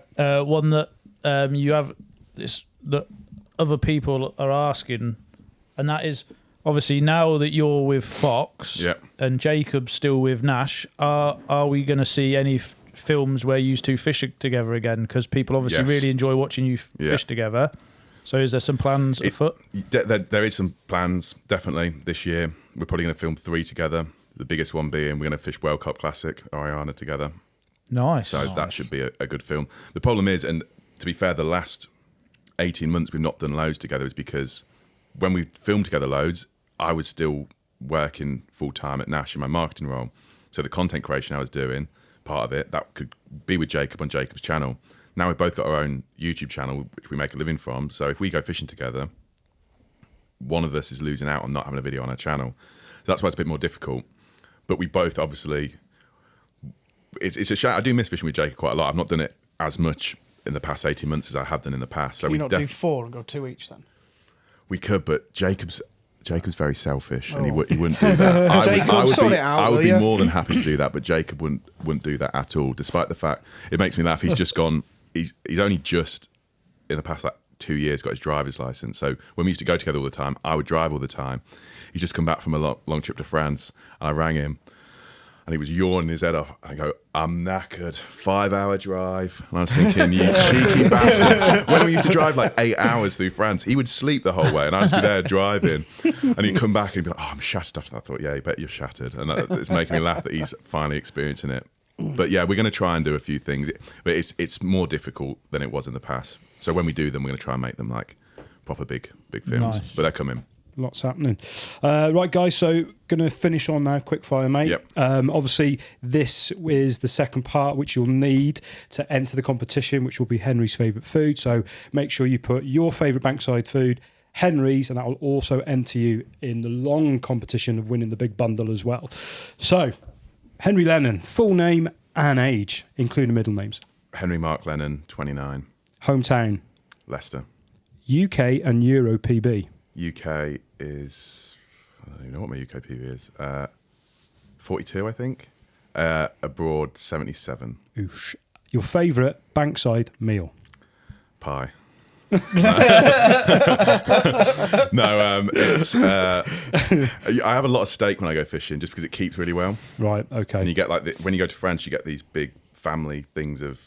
They call them faux steaks. I don't know, like fake steaks, but I don't really horse. understand. Yeah, probably. I don't really know what the cut is, but I just have that because it keeps really well and it's really easy. Steak, nice. Great competition, this, Dean. Basically, you've just said, guess what?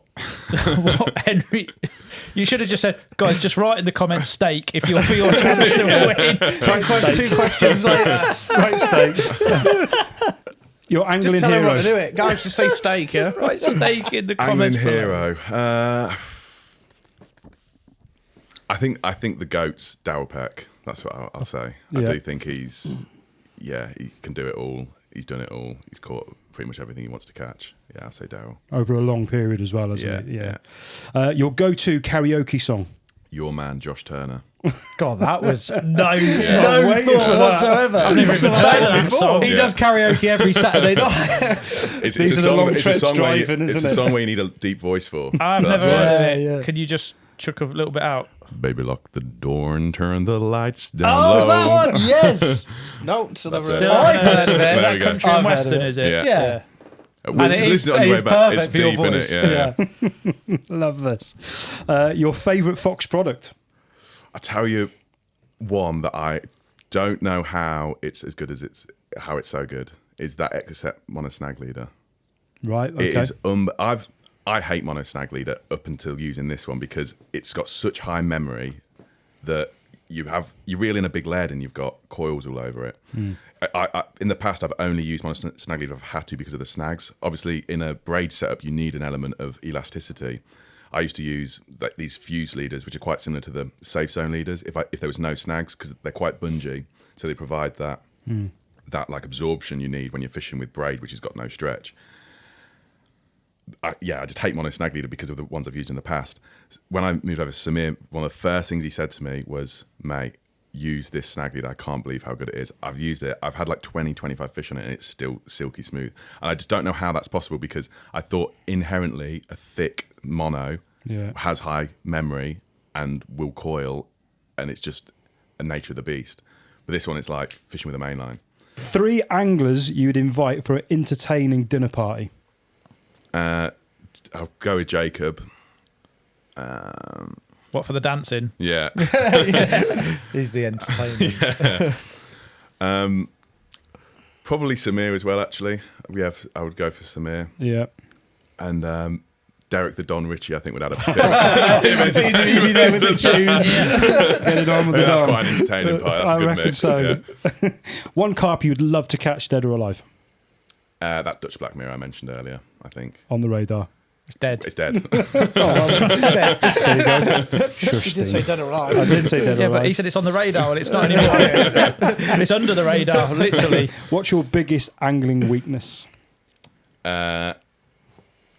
Probably extreme range, long distance casting, I'd say. I think I should be able to cast much further for my size. Yeah, surely you've got that in the locker. I'm quite happy, like 35-ish, just that's like that's about. It's a still long way. decent range. But going You out- should, you should. Your size I and should be build, doing you 40, should- 45. Big Like, levers. yeah, exactly. And I see. Get some and, time with tell. Like, But that's practice as yeah, well. and, like, and especially after 30, I'm losing The with accuracy the sort of baiting, thing. especially. I'm losing a lot there. Like, I think if I could just have a skill that instantly adds a lot to my fishing, it would probably be that Long range. yeah, extreme long range. Yeah, definitely. Fair one. Last one, mate. What does the rest of 26 look like for Henry Lennon? Oh wow. Loads of stamps in his passport. Yeah. So at the minute I'm doing a van refurb, kitting out just for fishing. So I've got that. You're doing that on the YouTube. Yes, yeah, it's all being recorded. Cool. I've seen the ones that get like 3 million views. And I'm Hoping thinking, for a bit if of I that. get that, then I can Yeah. buy a new van off the back of it and get them to do it. To I revamp like it for watching me. them. They're wicked. They're cool, aren't I've they? got no Yeah. intention of doing so. Yeah, but it's I just feel like interesting to see watching how them. they do that. And I've Yeah. not really seen one do one dedicated for fishing. I've seen fishermen do them, Yeah, true. but not like prop. And this one's with fishing in mind. So I've got that for a couple of weeks. We also If you want to film- get big views, you need to get clickbaity. So buy a van, yeah. Wear a bikini. open up the back of the van for the first time, dead body in the van. That'll get you some views. Okay. Yeah? Do you not think that's a little bit Dark. too clickbaity in terms of Well, I don't know. you're not promising anything that's in the thumbtail? I love those videos Maybe where just There'll be no dead body in the van. yeah, don't even reference it as well. Just Yeah. put in the title. I found a Do dead as body a in my question: van. do I find a dead body in the van? The answer is no. Yeah, at the end of the video, no, I didn't find a dead body in the van. Rolled up carpet. Yeah. Bit of jam in it. Like that's that Swizz roll. And then just like blood at the back there. Big There we mistake. go. Yeah. What was in the back of this van? So I've got that coming up. Yeah. Then filming with Otto. One thing I'm so excited about is I've got the Zach Bryan concert. I don't know if anyone listening to this knows who Zach Bryan is. I know Zach, mate. Big I'm fan so- here. I went Yeah, last he's year and brilliant. I Isn't thought- American country. Yeah, Country, I've yeah. I have heard a couple of songs. he's unreal. He's So I've- very good. So I've got that, and then pretty much straight after that, I'm going to Europe for a couple of weeks. Back, then I'm doing America for 2.5 months, which I can't wait for. That's going to Wow. be a proper big experience. Back for a bit, fishing in Europe for 4 weeks with the World Cup Classic. Then my November and December is free. I was half thinking in November going to South Africa. I don't know if my budget. I'm for the going year- there in November. Oh, are you? Yeah, on a honeymoon. So okay. if you're fishing, Can't fancy take a lot. me? yeah, Cool. just drop in. Yeah, take an extra rod with you so I can have a day. Yeah, okay, sounds good. Abby, I love that. I fancy seeing you. So yeah, my November and December is not fully decided. December, I'm probably going to be back in the UK. The shop gets quite obviously really busy around Yeah. then, so I'm going to be. Might have in to the do UK. some work in I might have to December. do some actual work for once. Can you believe it? But November, I'm not decided. I'm going to speak to Samir when he comes back and see what he thought of his trip. I know he's absolutely loving it over there at the minute. Apart from that spider. Yeah. Yeah, I can do one. What would you be most scared of over there? I think the hippos would. To be fair, the one that blows my mind is they've got Fucking rods spider. out in the I can see the water. hippo coming. And you think the middle of the night, oh, I've got a screamer, you run out and there's a crocodile waiting for you. Like, I don't really get how they get around They that. got took out by hippos, went through one of the guys' lines. Obviously, the elephant attacked them when they were in the truck. Yeah. I mate hooked a badger once on the canal, but never. How'd you manage Jesus that? Christ.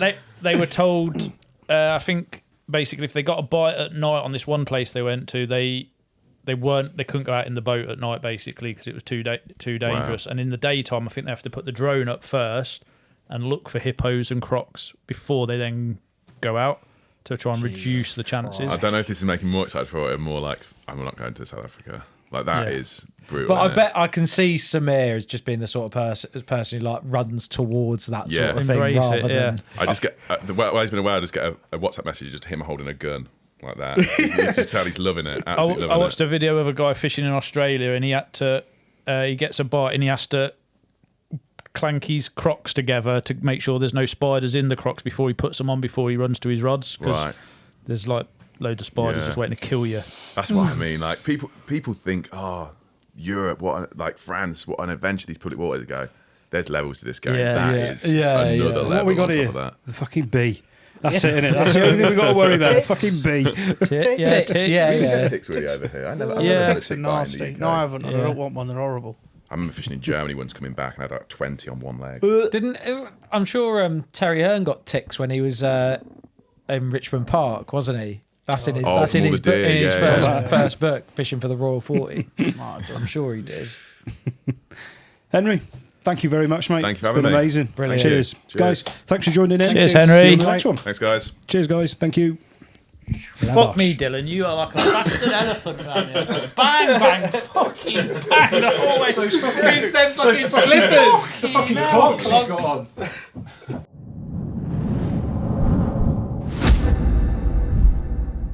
What are those?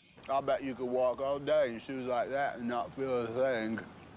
I wish I had shoes like that.